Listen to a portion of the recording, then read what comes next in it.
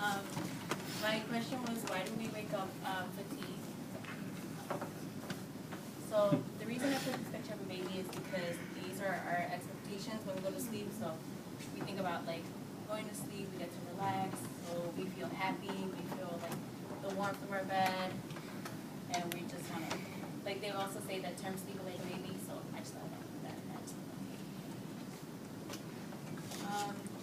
My personal story is senior year, especially because I thought that this year was going to be easy because we came in, like most of us came in, we thought like, oh, it's senior year, it's going to be easy, like you won't have to do anything, you won't have like a lot of homework that you did junior year was ACT, and so I came in and I was like, okay, so senior year, it's going to be easy, I'm going to like have my homework, I'm going to have my classes, like do that. So then after a while, then we started doing college decisions, and I was like, I don't know what college I want to go to, I don't know what I want to do. So then I started getting a little anxious because I'm just like, money situation is also a lot, so we had to think about that. And I was just like, I don't know, I felt a lot of pressure. Same thing with like homework. I said that I was going to half-heartedly do it, but anybody who has AP history here, like it's probably like the worst you could ever take. Because you have like about 10 pages each night, so I was like 10 pages and then you have to do notes on it, and then you have a quiz on it like the next morning. So what I would do like half of the pages, and I would go to sleep like around 9, and I would be like, oh, I'll just do them the next morning. But it turns out like the next morning I didn't finish reading them on the train, and then what I didn't finish reading on the train was actually what was on the quiz. So then I ended up failing the quizzes most of the time. So then that kind of just hit me, and then same thing with essays, like I would do them last minute and they wouldn't turn out as good as I wanted them to be. And then the other pictures, like going back to college, I didn't know what I wanted to do or where I wanted to go, but it all just depended on like myself. So I felt really stressed out because I didn't think that I was gonna find something that I'm gonna like at the end of the day. So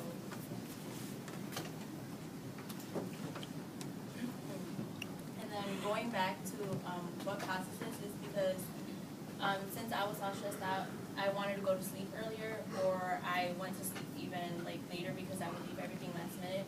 So then I would end up waking up like really tired. I did not want to come to school. Like I just did not want to do anything. And throughout my whole years, well, all my years in Mushin, like I've never been absent. So I wanted to be absent. So I was just kind of like, I shouldn't go, but I kind of made myself go. So the causes of sometimes me feeling that way is, or anybody else feeling tired, is because of caffeine, taking naps, being on phones, and then staying or actually having a lot of sleep. So, what's fatigue mean? Like feeling tired, feeling like just drained.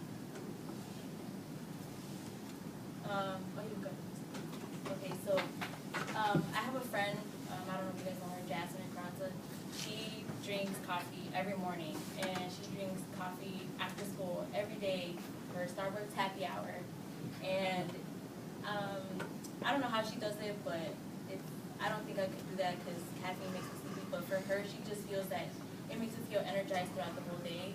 So I kind of get it, but I read that drinking too much caffeine can actually make you like really hyper throughout the day, so that causes you to like feel really sleepy. So sometimes like teachers or people who work in offices at night, they do that to like wake themselves up. But since they wake themselves up too much, by like let's say 12 you go to sleep and then you only have like 6 hours, and that's not really good for you.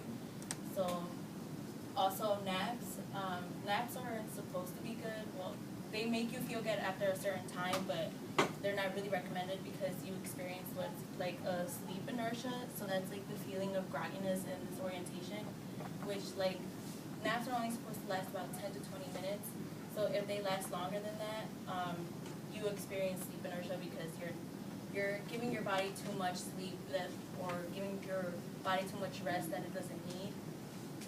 So that like causes the same thing with oversleeping. Sleeping too much can just make the body more tired.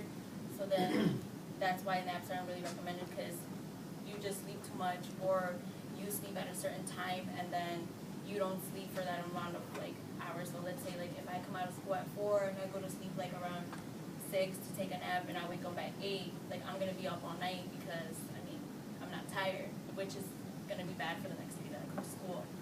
So and then that also causes me to be on my phone if I'm just like at night just scrolling through Snapchat or anything. The light from our phones stimulates the brain to think that like it's okay for us to be awake, and that doesn't give us time to relax. So the psychologist that I talked to for my interview, she said that we should leave technology like about an hour before, because that's just gonna give our brain like a message to relax ourselves. And something that I found surprising was seasons. Seasons actually affect the way we sleep, because warm temperatures during the winter, like us being in our bed, like that just makes us not want to wake up. So we just like we toss and turn and we turn around and we're just like, oh no, like we want to go to sleep again. Like we don't want to wake up. We don't want to go be in the snow at school, like walking around, stuff like that. And then in the summer or like the spring right now, most of us wake up early because the sun comes out earlier and it just makes us want to be up.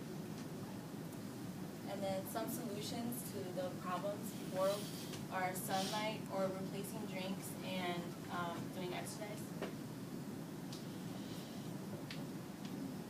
So, like I said before, getting rid of our phones an hour before would help a lot, because that would keep our brain from like wanting to be awake the whole night. And then sunlight, placing our bed in a place where sunlight is available is really helpful, because that causes our brain is stimulated to sunlight. So when we're asleep and sometimes the sunlight hits us, we tend to wake up. Or sometimes like when they in the movies, when they open up the curtains and like you really don't wake up, but you actually do wake up because your brain is like, okay, it's early morning, I have to get up, like I can't be in bed anymore. And then exercising, instead of taking naps, we could all exercise. So that's gonna eventually lead us to being tired after we exercise, and then probably take a shower, take our proper sleep.